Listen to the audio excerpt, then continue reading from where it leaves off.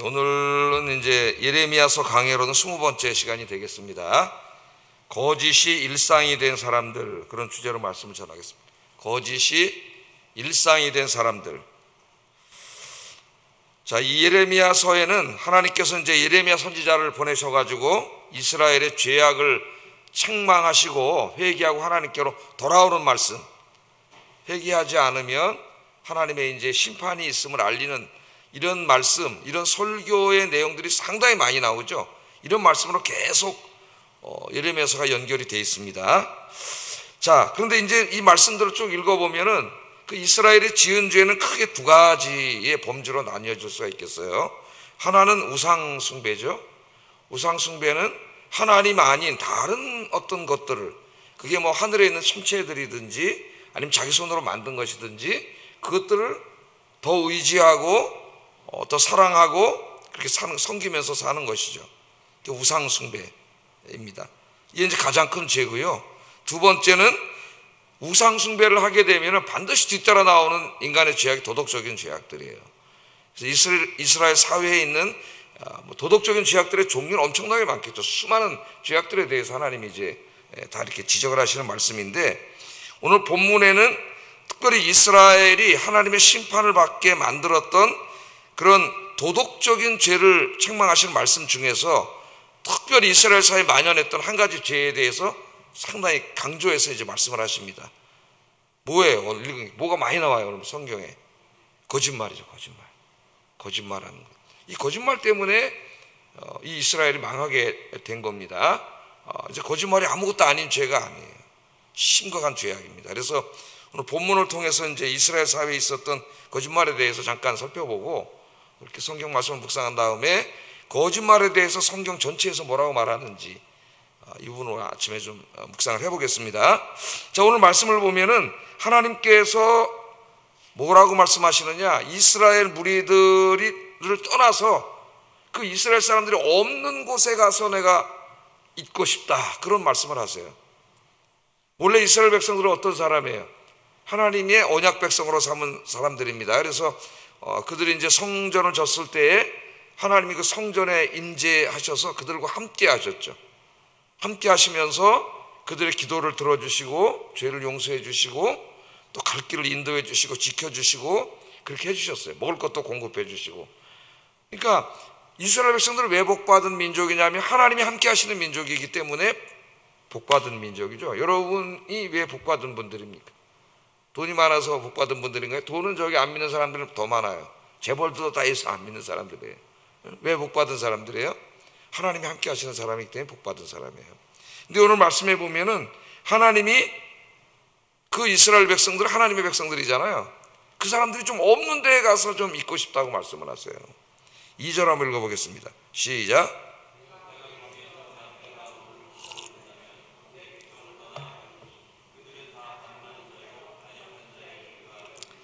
예, 하나님께서 이스라엘 백성들을 떠나가고 싶다 그래요. 그래서 이스라엘 백성들이 없는 곳이 광야라면은 광야도 떠나가고 싶다, 하나님 그렇게 말씀을 하십니다. 광야는 원래 사람들이 살 수 없는 곳인데, 그러니까 이스라엘 백성들과 함께 있을 수 없음, 함께 하기 싫은 그런 하나님의 마음을 우리에게 보여주는 말씀이죠. 왜 그렇습니까? 왜 이렇게 하나님이 일부러 찾아오셔가지고 함께 거하시고 함께 동행하시고 지켜주시던 하나님이 왜 갑자기 이 백성을 떠나서 광야라도 가고 싶다, 그렇게 말씀을 하셔요? 그들은 다 간음하는 자요 반역하는 자의 무리가 되었기 때문이라 그래요. 우리 선지서, 특별히 예레미야서를 읽으면서 간음하는 자라고 하는 말은 1차적으로는 우상숭배를 말합니다. 영적인 간음, 우상숭배를 말하는데, 그 우상숭배를 하는 바알과 아세라 신당이 그것이 음란한 곳이라 그랬죠. 여러 번 제가 말씀드려서 더 설명을 하지 않겠습니다. 두 가지 의미가 다 있어요. 첫째는 그 영적인 간음인 우상숭배를 말하지만 실제적으로 거기에 가서 이제 성적으로 문란한 행위를 했기 때문에 그런 간음도 포함돼요. 그러나 오늘 여기 이제 간음이라고 말할 때는 우상숭배를 말하고, 반역했다는 말은 우상숭배를 함으로도 반역을 했지만 우상에게 찾아가서 우상을 섬김으로써 하나님 말씀대로 순종해 살지 않은 것이죠. 그 도덕적인 죄악인데, 오늘 본문에서는 이제 특별히 그 도덕적인 죄악 중에서 거짓말에 집중해서 하나님 말씀을 하고 있습니다. 이스라엘이 우상 숭배하는 민족이 되었고 하나님의 말씀에 순종하지 않는 도덕적으로 타락한 사회라는 것을 가장 극명하게 보여주는 특징이 뭐냐면 거짓말이에요. 거짓말. 이건 오늘 현대 사회도 마찬가지입니다. 현대인들도 마찬가지고 이 거짓말이에요. 근데 이 거짓말이 만연한 사회가 됐기 때문에 하나님이 거기에 함께 있을 수가 없게 됐어요. 하나님 거룩하신 하나님이시기 때문에 죄가 있는 곳에 있을 수 없습니다. 그래서 광야라도 좋으니까 저들만 없다면 난 광야라도 떠나가고 싶다. 하나님 이런 안타까운 말씀을 말씀하는 거예요. 그래서 우리가 늘 기억해야 됩니다. 하나님은 거룩하신 하나님이기 때문에 죄와 함께 할 수 없다고 하는 것. 만약에 아무리 교회 공동체라 하더라도 이것을 죄악이 만연하고 거짓이 만연하면 하나님이 그 교회에 임재하지 않습니다. 떠나가시는 거죠. 그래서 이 거짓을 멀리하는 저와 여러분 되기를 주의 이름으로 축복합니다. 그러니까 한번 이스라엘 어떤 사회가 됐는지 하나님 한탄을 하시는데, 자 한번 보겠어요. 3절부터 6절 말씀을 보면 거짓말에 대해서 계속 얘기를 해요. 여호와의 말씀이니라 그들이 활을 담긴 같이 혀를 놀려서 뭐래요?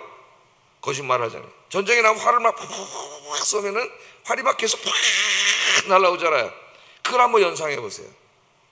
이스라엘 사람들이 입을 열면은 하나님의 백성들은 진실을 해야 되잖아요.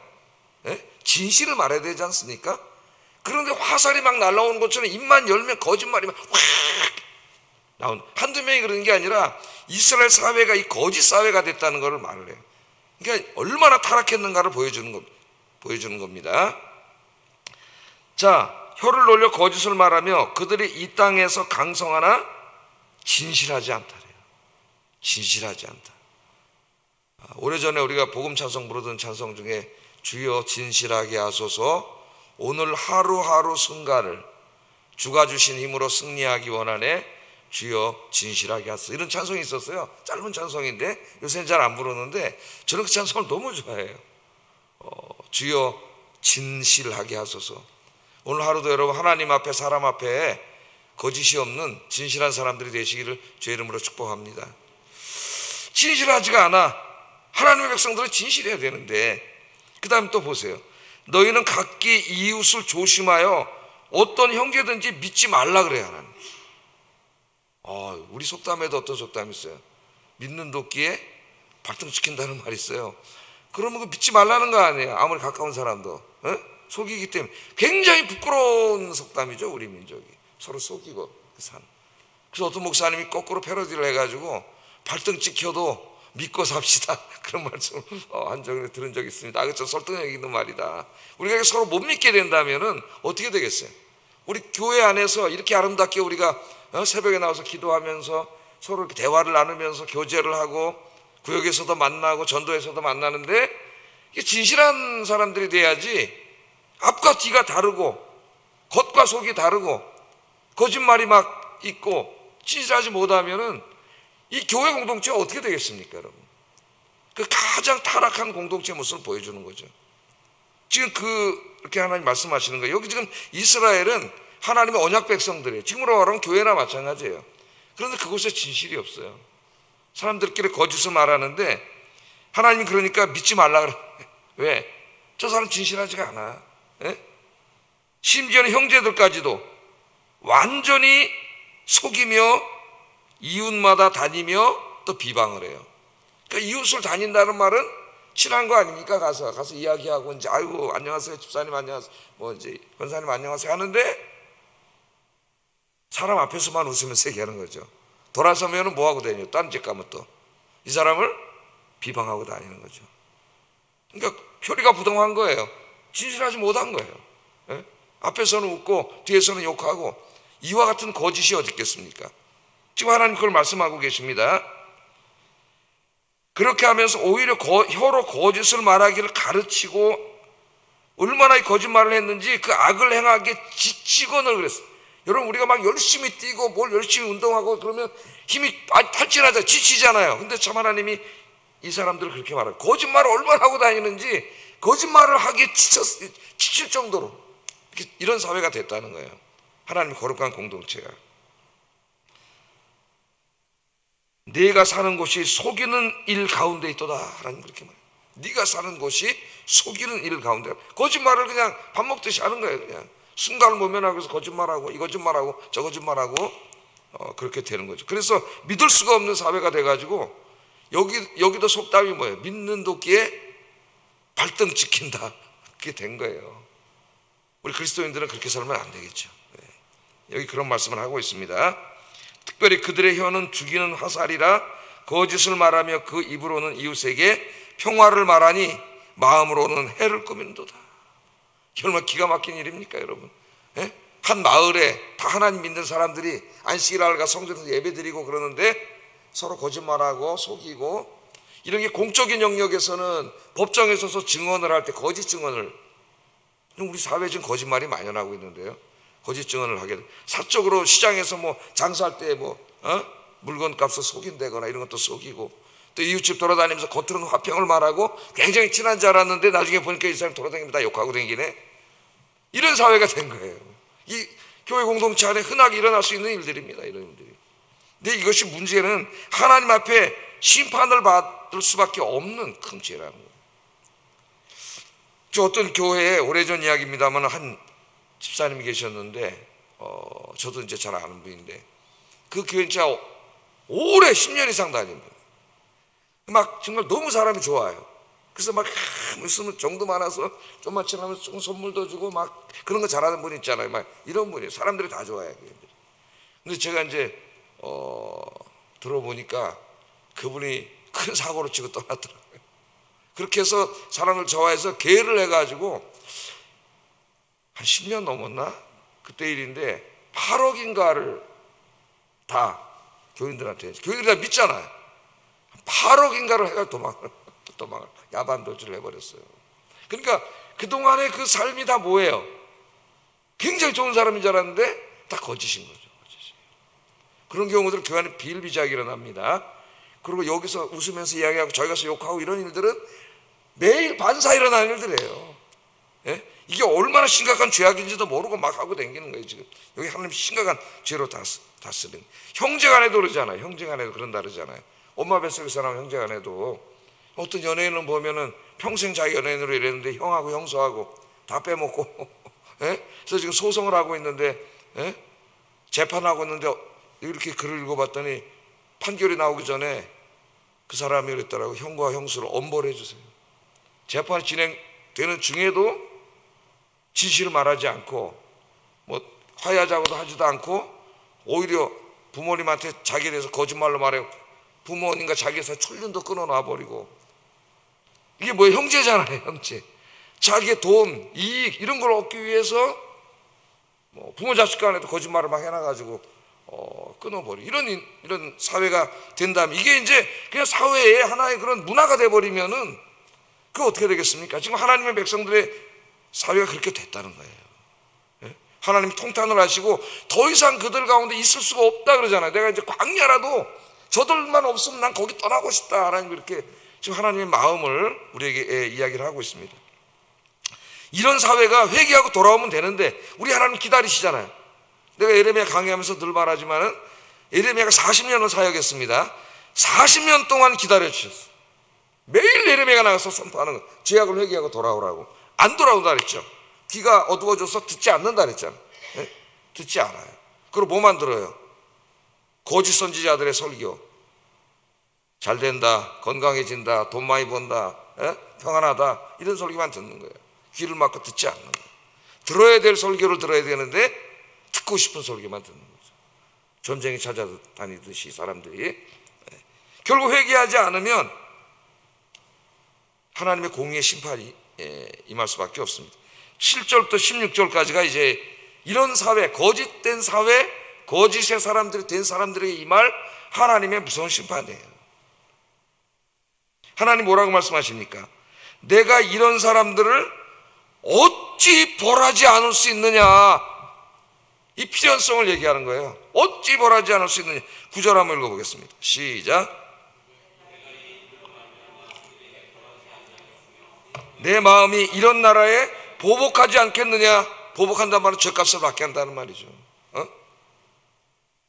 그래서 오늘 읽어보면 7절부터 16절까지 바벨론 군대가 쳐들어와서 이제 예루살렘 성이 파멸될 걸 얘기하고 산들과 목장들이 다 불에 탈 것이고 가축들도 다 불에 타 죽을 것이고 예루살렘 성벽은 다 무너져서 돌무더기가 될 것이고 그렇게 많은 사람들이 번창하게 살았던 예루살렘은 들짐승의 굴이 될 거라고, 사람들이 살지 않는 황량하고 황폐한 곳이 될 것이라고 하나님께 그렇게 말씀을 하고 있어요. 그런데 하나님이 이런 심판을 말씀하시면서 하나님이 울고 계십니다.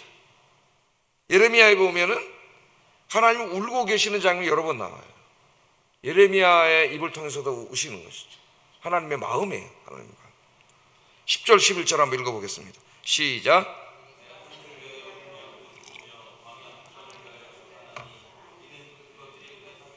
지나는 자가 없으며 거기서 가축의 소리가 들리지 아니하며 공중의 새도 짐승도 다 도망하여 없어졌습니다. 내가 예루살렘을 무더기로 만들며 승냥이 굴이 되게 하겠고 유다의 성읍들을 황폐하게 하며 주민이 없게 하리라. 자, 이 심판의 말씀을 하시면서 하나님이 소리를 내서 우시는 거죠. 슬퍼하셔요. 예? 왜 이렇게 하나님이 슬퍼하십니까? 죄에 대해서 벌을 내리시는데 법을 어기면 당연히 법에 의한 형벌을 받아야 되죠. 그 형벌을 받아야 될 사람들, 받을 수밖에 없는 사람들, 그렇게 심각한 죄를 지은 사람들이 자식이기 때문에, 하나님 자식이기 때문에. 오늘 딸이라 합니다. 내 딸 내 백성이라고 말씀을 하죠. 7절 한번 읽어보겠습니다. 시작. 그러므로 만군의 여호와께서 이와 같이 말씀하시되 보라, 내가 내 딸 백성을 어떻게 처치할꼬 그들을 녹이고 연단하리로다. 하나님의 자식이기 때문에 여러분이 한번 판사라고 한번 생각을 해보세요. 판사에 조금도 굽지 않은, 정의가 굽지 않은 공의로운 판사인데 흉악한 죄를 짓고 와서 재판을 받는 사람이 자기 딸이는 거죠. 그래 한번 생각을 해보세요. 하나님 그런 비유로 좀 말씀을 하시는 거예요. 딸이 법을 어겼기 때문에, 흉악한 죄를 졌기 때문에 내가 판사로서 법에 따라서 유죄 판결을 내릴 수밖에 없는 거죠. 어찌 이렇게 죄를 졌는데 내가 벌을 내리지 않을 수 있느냐. 그러나 딸이기 때문에 아버지로서는 마음이 찢어지는 거죠. 그게 지금 하나님 마음이라는 거예요. 그러니까 만일 어떤 자식이 그렇게 한다면은 그런 불효막심한 자식이 어디 있겠습니까? 이 세상 천지에. 근데 지금 이 거짓말하고 진실하지 못한 이스라엘을 보면서 하나님이 그렇게 말씀을 하세요. 그게 하나님의 마음이다. 하나님의 마음이다. 그렇게 말씀을 하고 있습니다. 그러니까 아버지로서의 하나님 가슴이 아프고 슬픈 거예요. 그래서 오늘 새벽에 오신 여러분들은 하나님의 마음을 아프게 하고 걱정하게 하고 근심하게 하는 자가 아니라 하나님을 기쁘시게 하는 여러분 되기를 주의 이름으로 축복합니다. 하나님이 흡족해 하는 그런 사람이 되어야 되겠죠. 자, 이 예루살렘의 사건을 통해서 하나님 우리에게 주시는 교훈이 있는 거예요. 이 말씀이 이게 지금으로부터 한 2500년 600년 전에 저 이스라엘 어떤 농경사회에서 일어난 일을 그냥 기록한 역사적인 기록만이 아니잖아요. 이것은 역사책이 아니라 성경 말씀입니다. 21세기를 살아가는 우리에게 뭔가 하나님이 이 말씀을 통해서 강력한 메시지를 주고 있는 거예요. 이 말씀이 12절 한번 읽어보면 지혜가 있어서 이 일을 깨달을 만한 자가 누구며 여호와의 입의 말씀을 받아서 이 교훈을 선포할 자가 누구냐? 제가 하고 있잖아요. 하나님 말씀. 이 땅이 어찌하여 멸망하여 광야같이 불타서 지나가는 자가 없게 이처럼 황폐하게 되었느냐. 이 말씀은 이미 이제 나중에 예루살렘이 다 바벨론에게 망해가지고 다 황량해졌을 때에 그 다음 세대들에게 왜 이 하나님의 도성이 복을 받아서, 하나님의 복을 받아서 번창하고 축복을 받아 살아야 될 이 예루살렘 성이 왜 이렇게 사람도 안 사는 다 불타버린 망한 성이 됐느냐. 그걸 보면서 깨닫게 해줄 지혜자가 누구냐 이게. 오늘 우리는 그 성을 보지는 않았지만 성경을 통해서 이 말씀을 읽으면서 이거 도대체 뭘 깨달아야 되느냐. 우리 목사들에게 하나님이 이제 말씀을 하시는 거죠. 누가 깨닫게 해야 되느냐. 그 교훈이 뭐냐. 13절 14절 한번 읽어보겠습니다. 시작.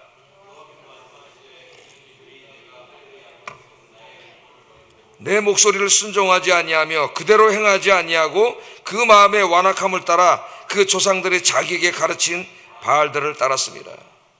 그러니까 이 바알을 섬긴 것, 하나님 버리고 우상 숭배한 것과 오늘 중요한 것, 이때까지 가르친 게 뭐예요? 거짓말하는 거짓 사회. 진실하지 못한 사람이 된 거예요.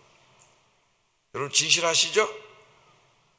우리 그리스도인들은 하나님 앞에 진실해야 되고 다른 사람을 진실하게 대해야 됩니다. 진실하다는 거짓이 없는 거예요. 표리가 부동하지 않은 겉과 속이 같은 거죠. 네? 진실한 사람이 돼 하나님 걸 기뻐하는데 그 진실이 무너졌다면은 그 사람이 얼마나 타락했는가를 나머지는 볼 것도 없는 거예요. 거짓말하는 사람은. 네? 속이는 사람. 그런 사람 뭐 다른 건 뭘 볼 게 뭐 있어요. 거기서 다 무너져 버렸는데. 기본이 무너져 버렸는데. 그러니까 지금 하나님이 거짓말을 하나를 보여줌으로써 나머지 부분은 뭐 말할 것도 없이 타락했다는 걸 보여줍니다. 하나님은 어떤 분이에요? 진실하신 분이고 하나님이 진실하시다고 하기보다는 신실하신 분이죠. 하나님 우리에게 신실하시잖아요. 하나님이 하신 언약과 약속을 지키기 위해서 외아들까지 외아들까지 주신 신실하고 진실하신 하나님이세요. 그래서 오늘 이 아침에 말씀을 깊이 묵상하면서 우리가 이 지경까지 되지는 않았다 할지라도 혹시 우리 안에 이런 거짓이 있을 수가 있습니다. 거짓을 아무것도 큰 죄로 여기지 아니하고 거짓을 행하고 거짓말을 하고 어떤 한 곡을 모면하고서 또 거짓말을 하고 사람들 앞에 진실하지 못하고 앞에서는 화평을 말하고 뒤에 가서는 욕하고 댕기고 비방하고 이것이 아무것도 아닌 게 아니에요. 지금 예루살렘이 멸망한 원인이에요. 가장 큰 원인. 그리고 그렇게 한다면 그 사람은 나머지는 볼 것도 없는 거예요.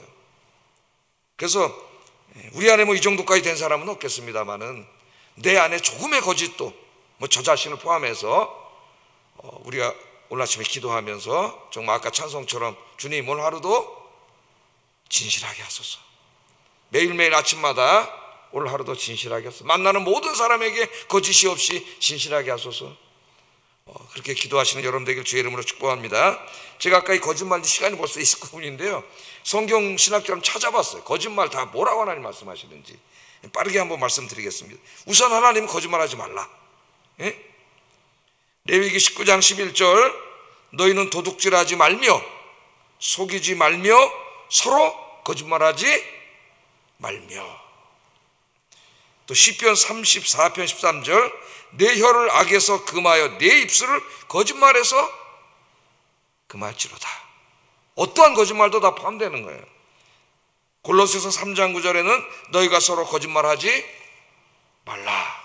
하나님이 강력하게 말씀을 하세요. 자, 그리고 거짓말하는 사람은 오늘 하나님 뭐라 그러세요? 저 사람들과 함께 있을 수 없다 그러잖아요. 하나님이. 하나님 옆에 설 수가 없습니다. 시편 101편 7절 한번 읽어보겠습니다. 시작. 내 집안에 거주하지 못하며 거짓말하는 자는 내 목전에 서지 못하리로다. 하나님 앞에 설 수 없어요. 하나님 떠나가셔. 시편 5편 5절 6절 주는 모든 행악자를 미워하시며 거짓말하는 자들을 멸망시키시리로다. 자, 그럼 거짓말은 근원이 어디 있느냐? 거짓말의 근원은 사탄입니다.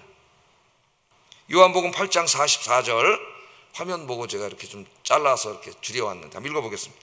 너희는 너희 아비 마귀에게서 났으니 그 속에 진리에 서지 못하고 거짓을 말할 때 제 것으로 말하나니 이는 그가 거짓말쟁이요 거짓의 아비가 되었습니다. 이 거짓말의 뿌리, 거짓말의 근원은 사탄에게서 오는 거예요. 가장 사악한 부분. 그래서 디모데전서 4장 2절에 보면은 자기 양심이 화인을 맞아서 외식함으로 거짓말하는 자들. 그러니까 거짓말하는 자들은 거기서 밥 먹듯이 얘기하는 사람들은 그 양심의 화인을 사탄의 인을 맞아가지고 그 양심이 다 기능이 마비된 거죠. 하나님이 인간에게 주신 그 축복 중에 하나가 양심이라 그랬죠. 우리가 어떤 잘못을 하거나 거짓을 나도 모르게 말하면 양심이라는 센서가 울리는 거죠. 양심의 가책을 받게 돼 있어요. 그게 정상적인 사람이죠. 근데 지금 이스라엘 사회는 양심이 화인을 맞았어요. 옛날에 그 짐승들이나 노예들 도장을 찍잖아요. 그 인 찍는 거예요. 그 인을 맞았어요. 누구에게 맞은 거예요? 지금 사탄에게 맞은 거예요. 그러니까 거짓이 그냥 계속 나오는 거예요. 양심의 가책이 없어요. 여러분 화재 센서기가 있는데 불이 났는데 이게 울리지 않으면 어떻게 되겠어요? 예? 다 불타 죽는 거죠. 우리가 주님 앞에 기도하고 여러분처럼 이렇게 나오면 양심의 센서가 살아납니다. 더 하나님 앞에 가까이 올수록 양심의 센서가 예민해져요. 그래서 바울처럼 오라 나는 곤고한 사람입니다. 내 안에 하나님의 뜻을 행하고자 하는 내가 있고 그렇지 못한 내가 있는데 항상 내가 하나님의 뜻을 행하지 않는 쪽으로 자꾸 살게 됩니다. 오 나는 곤고한 사람입니다. 바울이 무슨 그렇게 큰 죄를 졌겠어요. 작은 것 하나, 누구를 하나 미워한 작은 것 하나에도 괴로운 거지. 그게 진짜 살아있는 양심이죠. 하나님 양심. 결국 거짓말하는 자들은 천국에 들어갈 수 없다고 이야기합니다. 요한계시록 21장 8절 한번 읽어보겠습니다. 시작. 살인한 자들과 음행하는 자들과 점술가들과 우상숭배자들과 거짓말하는 모든 자들은 불과 유황으로 타는 못에 던져지리니 이것이 둘째 사망이라. 거짓말하는 자들.